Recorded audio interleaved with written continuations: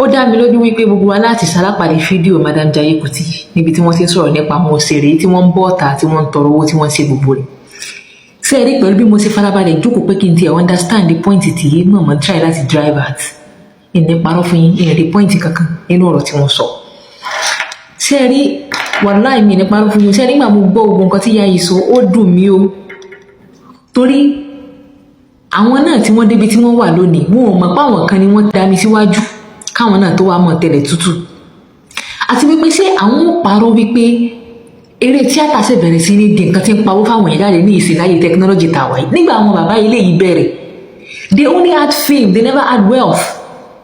kódà gan wọ́n sọ̀rọ̀ kan wọ́n níyẹn àwọn kan mú wọn kóbìnrin kí wọ́n ṣe kíníkan ẹ lọ bèrè lọ́wọ́ gbọ́ àwọn obìnrin tí àwọn bàbá yìí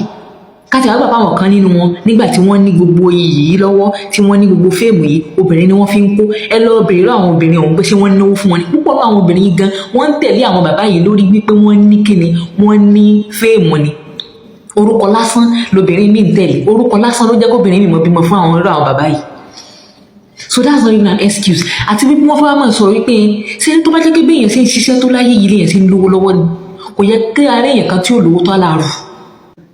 àwọn náà wá dẹni tí ń flẹ́ńjọ̀ tí ń ṣe pé kíníkan táwọn náà ṣàkọ wípé bí èèyàn kan bá yẹ ẹ̀yin fúnra lára yín gan ìgbà wo lẹ́yìn gan bẹ̀rẹ̀ sí ní rówó gidi kan nù ṣe yìí and are we going to pretend as if the fact that you are sound and educated is the reason why you could also dabble into like English movies and every other thing tó ń jẹ́ kẹ́yìn náà máa ní fíìmù tẹ̀ ní lọ́jọ́ òní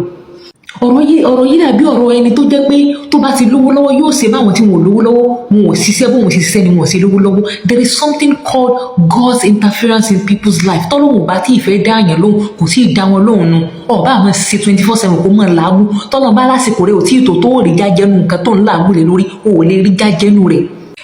rí lé tí wọ́n sin bàbá Sùwé sí ni ṣé rí lé tí wọ́n sin bàbá Sùwé sí àfi dẹ́bà parọ́ lókun ẹ dákun àwọn Sanyeri àti Kamilu kan pé èwo nú wọn ló fọ́nì tó lúkúlúkú bàtà sí èwo nú wọn ló fọ́nì tó bàbá Sùwé. à ń ya iṣẹ́ kan ní Jàgó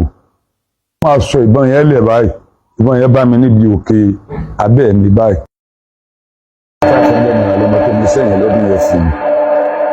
And I think that is the point this woman actually deviated from throughout the whole speech. Àmọ́ tèmi ó sọ ní pé dákun torí ọlọ́ ẹ̀yin tẹ́ ẹ bá mọ̀ pé ìrànlọ́wọ́ ń bẹ tẹ́ ẹ ṣe fáwọn bàbá tí wọ́n ń jáde ẹ bẹ̀rẹ̀ sí ní í ṣe ẹ mọ̀ sí lè láì wà rọ̀ sùn ní ẹ dákun torí ọlọ́.